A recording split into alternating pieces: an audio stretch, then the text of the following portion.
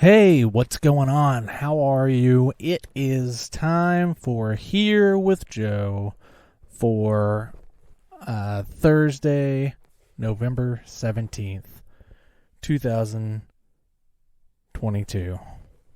How are you? Are you doing okay? Are you driving to work? Are you driving home from work? Is it the weekend? Are you ready for the weekend by the time you're listening to this? Getting off work? Who drives to and from work anymore? Everyone works from home.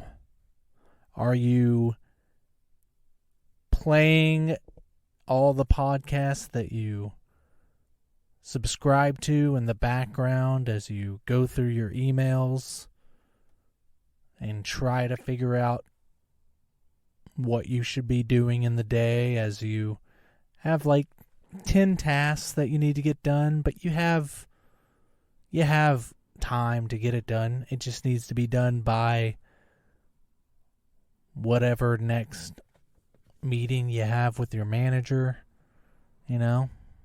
just administrative work, busy work. And when you were in the office, you would do it pretty much only when that manager was walking around, right? But now you're working from home. You can do it whenever you want.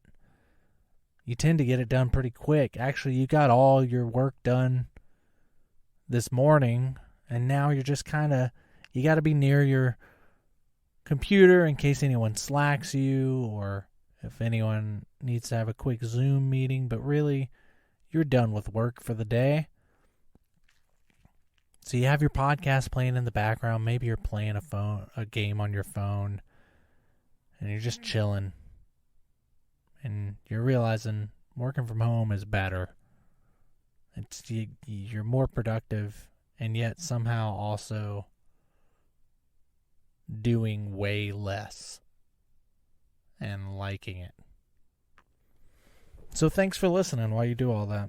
How are you guys? I just had a really fun show in Long Beach, so I'm doing this one late because it was a long drive to get back. It wasn't that long. After the show, I ended up hanging out for a minute, talking to, I forget his name, but he was a magician. He was on the show. He was in between. Pretty cool. Magicians get a lot of hate, Magicians it's easy to make fun of a magician. But I think it's a little bit of jealousy, I think everyone wishes they could do illusions. It's just the amount of time that you have to put into learning how to do that. Once you realize that someone spent years, decades even, to get good enough to do any kind of meaningful magic, that takes a level of crazy for sure. But so does stand-up. So I ended up talking to him for a minute because I didn't want to drive yet. And then I ended up driving home, and now it's 11:30, and we're coming to you live from the neighborhood in West Hollywood in which I yell in my car to myself every Thursday for your enjoyment. I got to watch the Titans play tonight. Titans beat the shit out of the Packers. Beautiful. Beautiful game. Mike Vrabel's the best coach in the NFL right now. Love it. He can win games with practice squad players. Sometimes I feel like we do better when half the team is injured. Good game tonight. Henry didn't run for 100 yards, and we somehow still won. Beautiful. Aaron Rodgers I know he doesn't have much around him right now, but he's such a little twat about it. He keeps doing these interviews and saying, what do you expect when I don't have anyone around me? And it's what do you expect? How do you expect people to play well around you when you're talking trash? You're the guy. That's not leadership. That's bitching out. he really did he was kind of a darling, right? He was kind of like the darling of the NFL there for a long time, and man, COVID came around, anti-vax, a little bit, and then lying about it, and then he just kind of went all in on being the bro. He's one of those guys that just like, or seems like, he's always going to want to, he's going to tell you his theories. He's going to say them as if he read, like he's going to be like, I read somewhere. He didn't read it. He watched. Most of the time when people say I read something these days, that means they watched.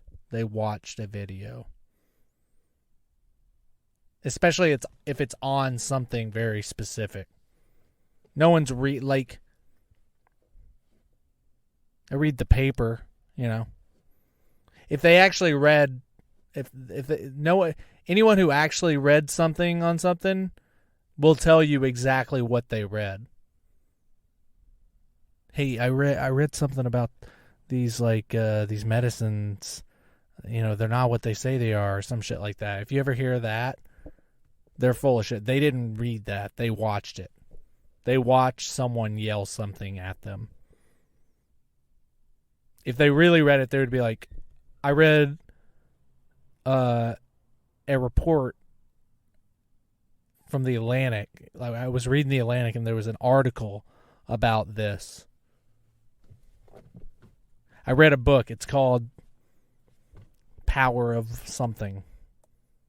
A lot of times that's bullshit too, but at least they read. It takes effort. Feeling much better. My voice is a little dry, but that's just because I don't have any water in here. And I've been talking both on stage and now in my car. But I feel so much better. Man, that was like almost 2.5 weeks. It was bad for 1 week, but then like last week you could hear it in my voice. I couldn't talk. Like I wasn't sick anymore, but like it just fucking wrecked my throat and my upper lungs so bad that it was just like I couldn't keep, and it zapped my energy, man. That was a bad sick. It was one of those that like sometimes I wish I was more sick and then just get it done. Sometimes you get like a bad flu-like sick and it's so bad, like a bronchial infection. It's so bad that you're just like, you feel like you're dying, but it only lasts a week. Like the virus comes in and tries to kill you and then leaves. And that shit sucks, but at least like when it's done, it's done. This one was one of those where it's like, I was really sick for a week, but like I was still like able, still like walking around the house. I didn't go out because I didn't want to make other people sick, but I was fine. But it was such a constant cough and stuff, and then I ended up like throwing my back out because the cough was so constant. My whole back seized up. Need to take muscle relaxers and NyQuil, which, by the way, oh boy, you ever get a chance to do that. I'm not going to sit here and suggest you to take pills and like medicate for the fun of it. But if you ever want to have the best sleep of your life with the most intense dreams that you can control, muscle relaxer plus NyQuil equals bliss. I think also being sick with it kind of gives you that extra, like those fever dreams. Ooh. Oh man. If I could live in that dream, that'd be the life. But I feel better now, and it's really nice. What else happened this week? I was thinking about some stuff. Oh, Jay Leno. Poor Jay Leno. Blew himself up in one of his cars. That was bound to happen.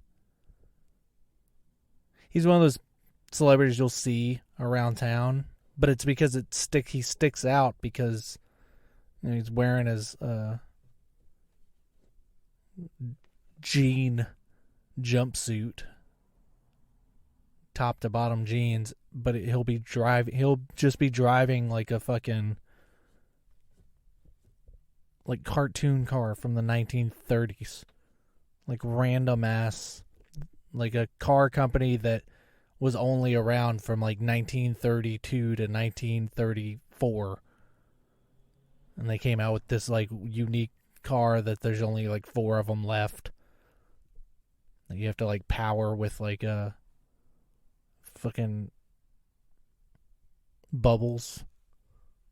Half the cars he drives looks like they're from Willy Wonka. They run on like you have to like crank them as if like they're like. I know he has one car that you actually like crank like with your hands. Jay Leno's Garage, that's a good show. It's his best work, I think. It's better than anything he ever did on the Tonight Show. I really truly enjoy it. But it was bound to happen, man. He's one of those old guys that's like he's always been working with these cars and stuff, and so in his mind he's still just like the same dude, and he has so much knowledge about it. But the fact is that he's old, so his like reaction time's not going to be the same. But he's still kind of working with these things. It's probably a little bit dangerous, and one of these cars like exploded in his face, and he burned half his face off. That happens a lot, like, with people that like, he'll like drive like 300 miles per hour. I don't know, 300 miles. But he'll drive like race cars and shit. And it's like, dude, you're an old guy. And you're not even an athlete. So it's like, you don't even, but that happens to athletes. Like especially like in, like skill sports, like tennis, like, when you hear Federer talking about like his last like few matches, it's kind of sad, like, because he's like, I'm playing this match and I know exactly, like, I know I should win. I'm better, but it's like the time from my brain decisions to my feet actually doing those decisions is just not the same. Like, there's more of a delay than there used to be, and it's such a micro delay that it doesn't seem like it would be a lot, but it's noticeable. So I think that's what happened to my dad. I think he got in a plane crash because he was still he was like testing out like the avionics, like the autopilot shit. He was like test flying something that he probably shouldn't be test flying. He was 70 years old. You don't have the same, like, you're still just as good of a pilot. You're still just as great at, like, skill-wise. But you're old. You're going to have, you're not going to have the same reaction time to shit. Pilots are cool. I was thinking about pilots the other day. When this happened to Jay Leno, because, like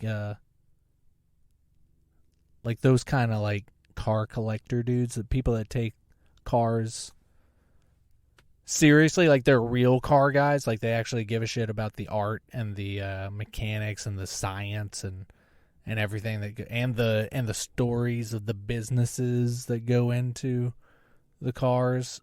It's not just about like, oh, I like fast cars or like luxury cars. Like, I give a shit. Those guys are a lot like pilots. I grew up around a lot of pilots. Real pilots, like private pilots and shit. Freight pilots. Pilots are cool. Pilots are kind of like, they're a unique breed. They're kind of like they're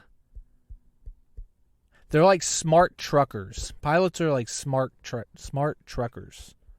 Like truckers, like kind of like they're gruff, and they're like they got kind of like a specific sense of humor. Maybe a little rough around the edges, smoke a lot, gruff looking. Always got grease on them. For some reason. But they're pilots, so they're like really smart. Like you can't just you have to know how a plane works to fly. It's not like when you're getting your driver's license, you just need to be able to drive. Being able to fly is like the easiest part of being a pilot. Anyone can fly. I was flying when I got my residential license when I was 16. I soloed when I was 16, and I was a fucking idiot. I was flying with my dad when I was like 8 years old. Flying a plane is like the easiest thing. And like I know people are like, yeah, but the landing, it's like, no, landing's actually pretty easy too. Landing, taking off, flying, it's all really easy. But you can't get your like license and stuff unless you know how the plane works from top to bottom, and how flight works, and how to adjust, and what are the rules of where you can fly, when you can fly, the order of operation, and who gets the right of way in the sky. It's a lot more than flying is insanely easy. Knowing all that other shit is what is it takes a lot of brain power. That's why I didn't finish my private pilots. Biggest regret, not doing that. But yeah, pilots are like smart truckers. And like local airports kind of feel like a truck stop. You got the coffee that you can start a lawnmower with. You got the vending machine with shit that's been in there since the Carter administration. And it's like not even the good candies and chips. It's like brands that like probably don't even get made anymore. Zero bars. I remember eating Zero bars at the airport, the local airport my dad managed. It's the only place I ever saw that candy bar. Good candy bar. I actually kind of want one. I haven't had one in a long time. I don't know where I would find it. I don't know if they still make it. Magazines that only pilots read. Air and Travel, some shit like that. Private Pilot, Private Jet Weekly, and the auto magazines. A lot of auto guys are also pilot guys. And I feel like back then, I don't know if it's still like that, but like I feel like now it's probably mostly rich dudes, which there were definitely some rich dudes like hobbyists back then too, but I feel like, and especially in the South too, it's still, most of those dudes weren't like rich dudes. They were just like dudes that, like a lot of military guys that were like pilots in the military, and they got, and then they got older and they like still wanted to fly and shit. You could get a plane not that expensive. Like I think we sold our Cessna for like $12,000 after my dad died. They're not crazy expensive. You can get a cheap plane. It's expensive to have a place to keep it. We had it in our backyard. We had to live out in the country that you can have it there. And it's expensive to fly it because of fucking gas and shit. Yeah, I want to get my private pilot license at some point. I think all in all, now these days it would cost you like $12,000, $13,000 just to get your license. And yeah, I don't know. I don't think I would buy a plane because to house it out here would be insane. It's probably more than our apartment. But I'm sure you can rent a plane, right? That'd be cool. Ooh, and start working with a... That would be... Wow, man, I wish I had my private pilot license. That would be pretty valuable for some headliner, like mega headliner. Be like, hey, your opener flies you. My dad flew Loretta Lynn. She was a family friend. All right, what else happened this week? I went for a walk, and during the day, and the moon was out. And I just remembered... Do you remember the first time when you were a little kid and you saw the moon during the day? I remember that. It fucked my whole world up. I remember being like 5 years old, seeing the moon during the day, maybe younger, maybe 4, and be like, what the fuck is that? Everything I've learned up until now.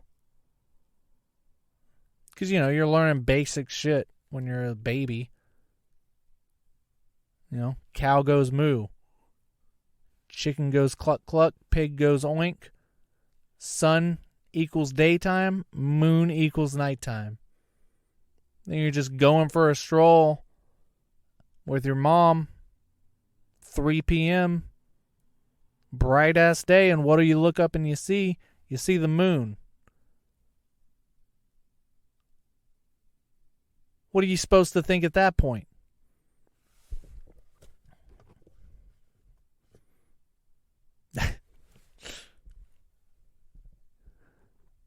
All right. I don't have a lot to say this week, obviously. I mean, I haven't done anything in 2 weeks. For Christ's sakes. We're at 22 minutes. I haven't done anything. I've been sitting in the fucking house. That show in Santa Barbara was cool, but... Oh, I think I did it and then talked last week. No. I don't know. But it was just like, I couldn't speak. So for like 2 weeks, I haven't been able to really do shows well. Been sitting around the house doing nothing. Now I'm getting prepared for Thanksgiving. Ugh. If you were at Long Beach tonight, thanks for being a chill crowd, man. You guys were cool. I like that, man. It's an outdoor show, though, and thankfully this crowd was really cool and like pretty lively, and I had a good time. But man, outdoor shows, it's just doing outdoor shows makes me really believe. I don't believe in like, you know, supernatural type shit at all, but if you're a performer, especially stand-up, because stand-up really relies on like momentum of energy, and outdoor shows makes me believe in like energy being an actual physical thing, like the feel of energy at a show being an actual like tangible physical thing.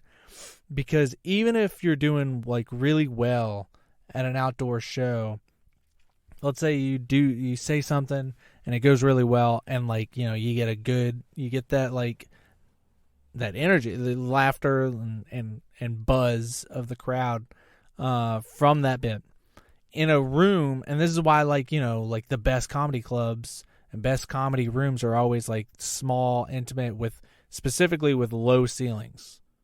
Like the best rooms you'll ever, like the Comedy Cellar in New York, most New York places, the setup in San Francisco is a perfect example of this.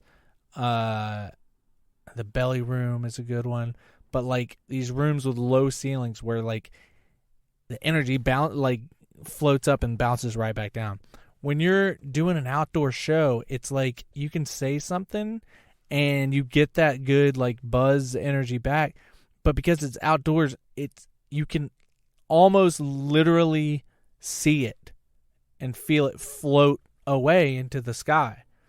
because then it's like almost starting over again. The next thing you say, it's like there's no momentum, even if it's going well. Like tonight, like really well. I mean, I'm not complaining about tonight's show at all. It actually was like a really good set. It was like fun. The crowd was great. But the whole time, I feel like I can't let shit sit. Like I have to go from one to the next right away. You have to just kind of keep moving. You can't do something and kind of sit and chill with it because it just floats away. It would be, at that point, it would be almost like coming up to no introduction. Like you would be, every new thing you say would just be cold, like coming in cold. And it's interesting, man. I mean, that's something that, like, from the pandemic, there's so many more outdoor shows that kind of stuck around. Like, obviously, all shows were outdoor there for a while, and that's when I really started noticing it. And now there's just kind of like, I guess because people built spaces for that, and, you know, some of them did well, so they stuck around. So there's just more outdoor shows, but that is something that I notice a lot. Like with outdoor, energy literally floats away. It's the craziest thing. It's not something I would have thought I believed in before, but it's great. Like you can actually almost see it happen from the stage. It's wild. But there was a tent. There was a tent tonight, so maybe that kept some stuff in, like a tarp. A tarp? Is that what that's called? A tent tarp? I don't know. Carnival tent. Anyway, what else? Is there anything else to talk about? I need you guys to send shit in. Maybe I'll start posting for someone to send in questions and shit. But you know, that's pretty much it. There's not much coming up because it's the holidays. It's the holiday season. A whoop-de-woo, a hickory-dock. Come on over here and sit on my... Hey, this is a family show. Next week, we got the family coming in. Get the family coming in from Florida. We're going to do some Thanksgiving. Oh, Monday at the Comedy Store, the world-famous Comedy Store on Sunset Boulevard. Monday, November 21st, come out to the Belly Room at 8 p.m. We got Culture Court, another episode of Culture Court. We got some fun, wild cases coming up. Like I said before, I mean, these cases are... I mean, we get wild up there, all right? Last time we did the best races. Each made their case. Black people won, obviously. With Mexican coming in second and white coming in third, and Palestinian getting forgotten about, which, you know, is on brand. We've had someone pee in a jar and drink it on stage.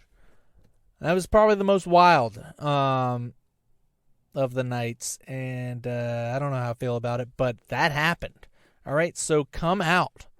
Every show gets sold out. It might already be sold out, but go to the Comedy Store's website, and yeah, you should be making it out there. We're doing it once a month, but it might start happening more frequently. With the judges, Matt Lockwood and Keith Johnson, killing it. So that's all I have for next week, and that's it because it's a holiday week, and that's it for now. I don't know. I got to book some more shit. But hopefully I'll be coming out of town again soon. I'll keep you posted. I think that's it. I think that's the episode this week. Again, it's not really a short one. That was a good one. We talked. We got to know each other again. Kept you posted on what's happening. I mean, what more do you want from me? What more could I give? I'm yelling at myself in my neighborhood. My neighborhood. And I'm not embarrassed about it. I'll tell you that at this point. Just sitting here in the car. I think this is it. This is my studio. The side of the street. The sidewalk is my studio. Me and the meth head screaming about pedophiles. Why do people obsess over pedophiles anyway? I mean, I know they're bad, obviously. I'm not taking a devil's advocate on pedophiles stance. But why is it like, that's like the new satanic panic, right? Is it because most people don't believe in Satan anymore? But we still need like a conspiracy boogeyman to go after? Like, people think everyone's a pedophile? Like, every famous person and every politician is a pedophile? The odds of that. If that was true, then that would mean being a pedophile somehow is like makes you better at shit.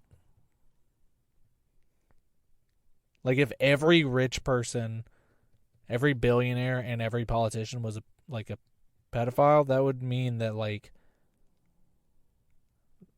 they must be onto something. If fucking kids get you that much money and power.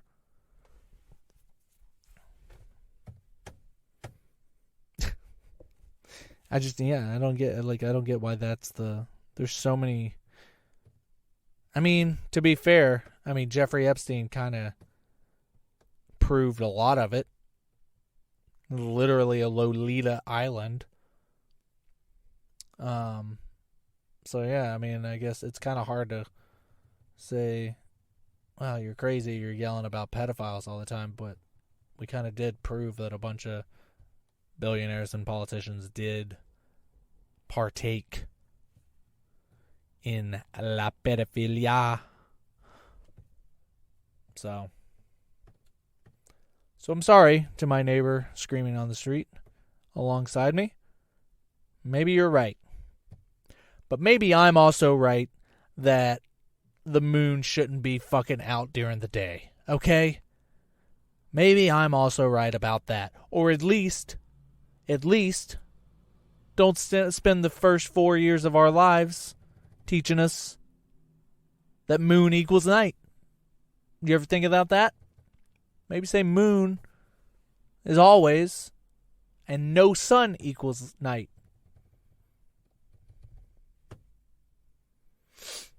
Okay. I think that's it, folks.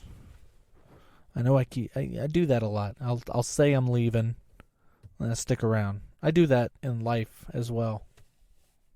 I give like 12 goodbyes before I leave a party. And I want to leave on the first one. It's not that I'm like teasing. I want to leave. I'm on my way out. I have another conversation. I get a thought. I'm like, I wanted to tell you this actually. I forgot about it. Blah, blah, blah. Coming out of my mouth. And then, I got to listen to people.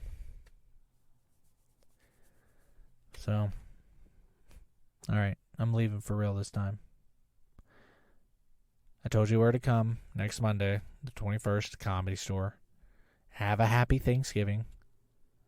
I probably will take next week off from this. I'd like to do it. But family is in town. And I don't know. We'll see. Maybe I'll do it.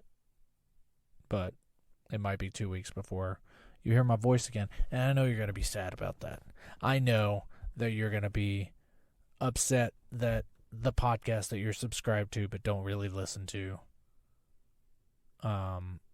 will not update automatically and add to your downloads and cause your phone to be a little bit more full of data.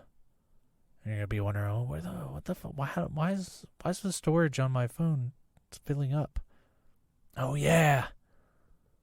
I'm subscribed to like 40 podcasts that I don't listen to and it downloads the latest episode every week. Fuck. Gotta delete all these. And there's not a batch delete. I gotta go in and delete them individually. Fuck. I'll start with pictures. I'm sure I have a lot of pictures that I can delete. I'm the reason your phone runs slow. So, take a break from that next week. Enjoy your turkey or your mashed potatoes or your sweet potatoes and just eat the sweet potatoes. Sweet potatoes are sweet. We don't need to add marshmallows on them, okay? Pisses me off. Do not put marshmallows on your sweet potatoes. It is insane. Do you put maple syrup on your pumpkin pie? No. It's unnecessary. It's already sweet. It's perfectly sweet. Grow up and eat sweet potatoes like a fucking adult. Okay? Keep the marshmallows to the side for dessert later. What kind of cranberry sauce do you like? Do you like the real stuff or do you like the canned? Personally, I'm a big fan of both. There's a time and place for both of them. The real kind is good. It's what is the better one. The jelly one is good, like, I don't know what it is. The real one is the best for, like, on your plate, and if you're, like, when you're, like, eating the leftovers, you can, like, fork some. No. If you're eating the leftovers and you're making a sandwich, the real cranberry sauce that you make, like, from scratch with real cranberries, you want to use that for your sandwich, and you're doing all that, all the leftovers. The jelly can is really good, though, for, like, the next set of leftovers, you know, because you have leftovers for a couple days. And there's something about just, like, if you're just eating it cold, just getting a forkful of the canned cranberry and a forkful of the cold turkey and shove it in your mouth. They both have a time and place. And the can be good on the sandwich, too, because you can, like, spread it. Almost like a jelly. Sweet potato pie, big fan. No one else likes it. So I never get to eat it. But underrated. Let's go through the... I know, I said I was going to leave. But let's go through the Thanksgiving food and overrate or underrate. Turkey. Obviously, it's the most rated, so you would think it's overrated. It's not. It's still underrated as a meat. It's fantastic. And if it's not good, that just means you suck at cooking. Separate your dark meat from your white meat. Cook them separately, and they will all be good. You won't be eating dry-ass meat. Turkey is fan-fucking-tastic. And I'm glad that we only eat it at the holidays. Like, really, like, cook it up big. Because it gives you time to, because it's so good and it has such a good flavor. You want to give it time. It's nice that it's, like, special. It's the second best holiday food. Second best holiday food, like Christmas and Thanksgiving. Like the holiday season. Turkey's the second best of all the food. Number one, hands down, latkes. Latkes are fantastic. All right, so the turkey, mashed potatoes. Is that overrated or underrated? Mashed potatoes, good fucking mashed potatoes. I'm going to say overrated, even though I love mashed potatoes. I love mashed potatoes, especially how I make them. I make them great. I do a little bit. You want to add some, even though I'm lactose, I don't make mashed potatoes a lot, so I got to make it good. You got the butter in there. You got some like half and half cream. And then what I do is I shred a little Gruyere cheese. I don't know how you say it, but Gruyere cheese.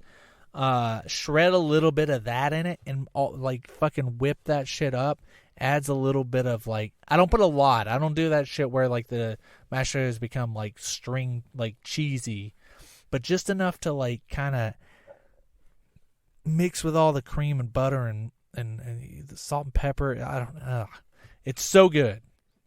My mashed potatoes are better than most mashed potatoes, and I still say mashed potatoes are overrated because people act like it's one of the better things, and it's not. It's honestly, mashed potatoes can kind of be a hindrance because you're trying to eat this big meal, and then you take a few bites of mashed potatoes, and because something about potatoes just like swell up in your belly, and then all of a sudden you're full, even though you want all this food, you want some of everything. Mashed potatoes it's a little bit of filler. Sweet potatoes, underrated. Big time. Sweet potatoes are the better potato. And all you got to do is bake it. Just fucking turn your oven on as high as it goes and just fucking put the sweet potatoes in there. Don't do anything to them. Don't fucking put oil on them. Don't cut them. Don't fucking poke holes in them. Don't boil them and then mash them into like a weird casserole. Just put the sweet potatoes in your oven and bake them until they start to explode and caramelize and have like bursting like sugar syrupiness come out of the skin, and then just slice it in half and put butter and salt on it, and it's fucking magical. Okay? You guys are overthinking your sweet potatoes. Just eat a sweet potato like a goddamn adult. Fucking incredible. Underrated. Easy. Cream corn. I love it. I love cream corn. I want to say underrated because I feel like a lot of people hate it. But I love it, and I also know people that like, you know what? I'm going to say overrated. I'm going to say overrated because it's one of those things that we always have at Thanksgiving. Like, you have to have, like, and I'm always like, do we need it? I like it. I'm a big fan of cream corn, but it's like we're cooking up everything. We're putting all this effort into everything that we're doing, and it's almost like, doesn't cream corn, it almost feels like, because no one makes creamed corn from scratch. It's the can. Everyone uses the canned creamed corn. And it always feels like more like an obligation. Like, oh, we have to have cream corn on the table, even though no one really gives a shit. It is nice, though, once you have it on your plate, because it does mix in well. It's good for the sandwich, the leftover sandwich, something about having that, a little bit of that on it. But I am going to say it's overrated, just because it sometimes it feels like more of an obligation. I say the same for cranberry sauce. I love it. I'm a huge cranberry sauce fan. Now, you know what? But that's an obligation that you actually need, because the turkey plus cranberry sauce flavor combination is the taste of Thanksgiving. Like, if, sometimes sandwich shops will have the Thanksgiving sandwich. And what makes it a Thanksgiving sandwich is the fact that it has turkey and cranberry. So I'm going to say cranberry sauce underrated, even though it's highly rated. It's the flavor of Thanksgiving. What else we got? Mashed potatoes. Gravy. Again, I think gravy's right there with cranberry sauce, in that, like, turkey, cranberry sauce, and gravy, that combination, like, just saying those three foods, if you close your eyes and you think of those three foods, it's like, oh, wow, I know, I taste Thanksgiving. That's exactly what it is. So gravy's right there with it. Is there another Thanksgiving food? Oh, mac and cheese. Overrated. Mac and cheese is overrated in general. Specifically, everyone's special mac and cheese. Every fucking hack home cook has a mac and cheese recipe that they act like is the greatest thing ever, and it's not even good. All your baked mac and cheese horse shit with way too much cheese and your little crumblies on top, It's just a thick gut punch casserole of thick fat. It's not good. I mean, it's fine. I mean, it has good flavor, but it's not like everyone acts like their mac and cheese is so fantastic. It's not. Honestly, the only mac and cheese I like is like the Kraft boxes of mac and cheese. Not, I mean, it doesn't have to be that brand. There's other good brands, but like the powdered cheese mac and cheese is the only mac and cheese I like. And I don't want that with Thanksgiving, obviously. I just mean I like it when I want mac and cheese. But, like, keep that fucking... We have mashed potatoes. We have sweet potatoes. We have so much, like, thick, starchy shit. We have the dressing, which I'll get to. We have all that shit already.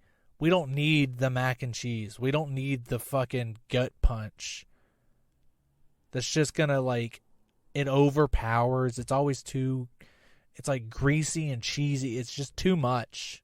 Okay? Save that shit for another night. For a potluck. That's kind of like... That and your fucking bean casserole. Green bean casserole. Overrated. It's not necessary. We don't need it.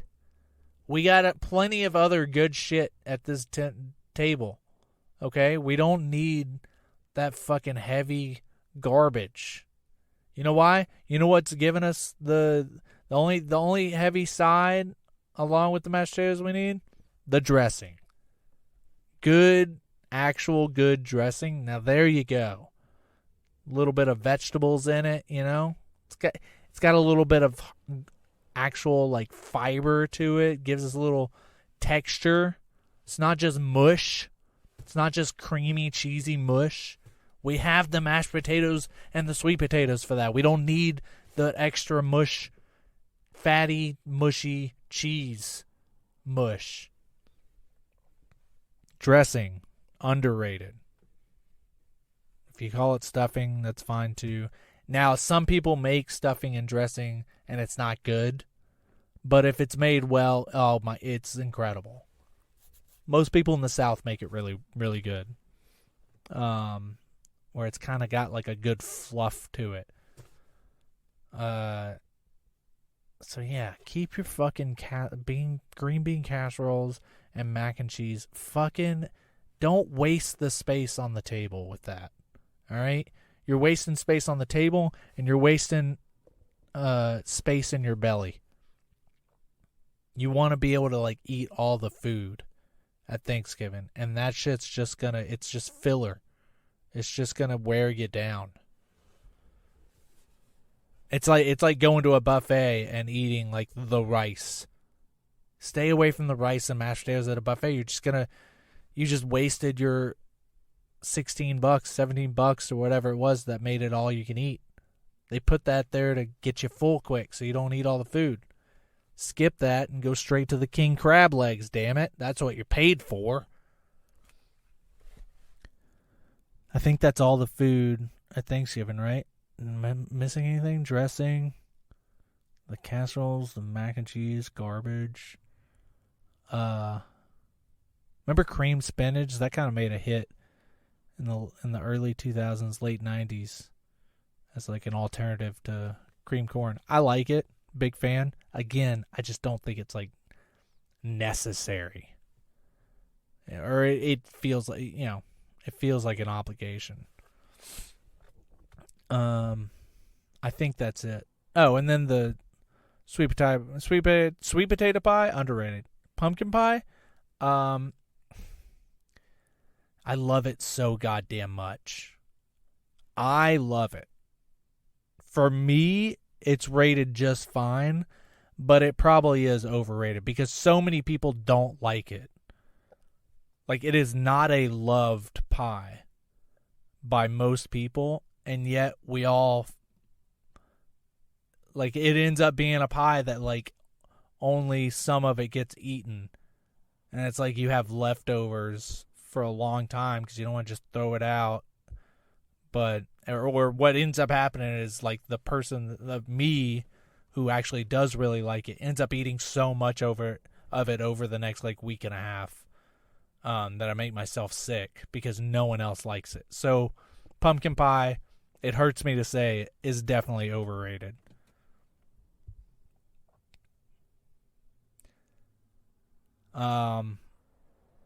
I think that's it. That's all the foods. I'm sure I'm missing a Thanksgiving food of some sort, but I think I got it. I think I got it all. Is there? No, that's it. And I think that actually is the podcast. All right? You know, I've said goodbye a few times, but I think now we can say goodbye for real. Come to the Comedy Store Monday the 21st. And thank you so much for listening. And I will talk to you next time. Bye-bye.